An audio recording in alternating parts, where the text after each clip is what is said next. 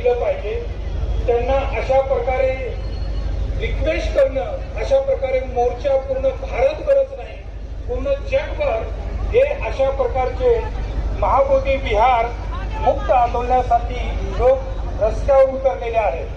भारताचं जे नाव आहे आणि जगामध्ये आज जे भारताकडे बघण्याचा जो दृष्टिकोन आहे, जो आदरणीय दृष्टिकोन आहे, ते फक्त बुद्धांमुळे आहे. आपल्या सर्वांना माहीत आहे. आमचे पंतप्रधान जेव्हा बाहेर देशामध्ये जातात, चीन, जपान, कोरिया, श्रीलंका, थायलंड आदी देशामध्ये जातात किंवा पाश्चिमात्य देशामध्ये जातात, मी बुद्धांच्या देशातून आलो असा प्रत्येक नागरिक या भारतातील गौरवाने बाहेर देशाला सांगत असतो.